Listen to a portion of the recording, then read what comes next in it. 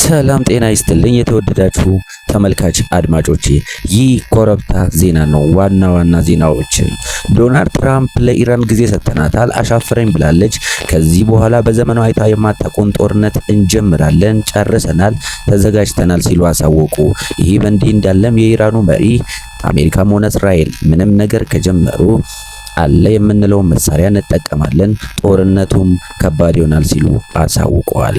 አሜሪካን በበኩሏ ብዙ ጊዜ ሰጥተናታል፣ ጠብቀናታል፣ ወደ ድርድር ትምጣ ብለን ጠብቀናል፣ አሻፈረኝ ብላለች ይላል። ከዚህ በኋላ ግን ባለን ኃይል ሁሉ እርምጃ እንወስድባታለን።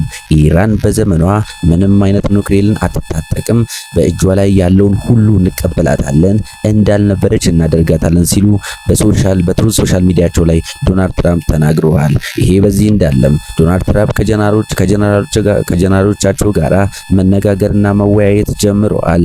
ይሄም አንዳንድ ጋዜጠኞች አንዳንድ ሪፖርቶች እንደሚገልጡት ከሆነ ጦርነቱን ሊጀምሩ ዶናልድ ትራምፕ አምርረዋል። ከጀነራሎች ጋር በዚህ ስብሰባ እያደረጉ ነው። ስለ ጦርነቱ ሁኔታም በግልጽ እየተወያዩ ነው። ጦርነቱ ግን በምን አይነት ሰዓትና በምን አይነት ሁኔታ እንደሚጀመር ምንም አይነት መግለጫ አልሰጡም። ሆኖም ቀሮ ግን አሁንም ከአንድ ወር በፊት እንደነበረው አይነት ጦርነት ሳይሆን በይዘቱም በሁኔታውም ትንሽ ከበድ ያለ ጦርነት እንደሚጀምሩ የተለያዩ መረጃዎች ያመለክታሉ።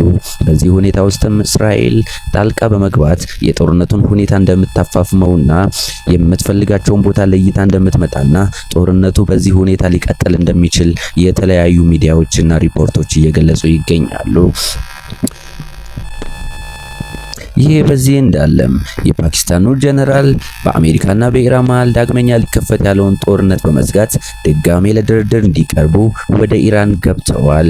እሳቸውም እንደሚሉት ከሆነ ኢራን ጥሩ ልብ አላት፣ ለመወያየትም ዝግጁ ነች፣ ለመደራደርም ቀርባለች።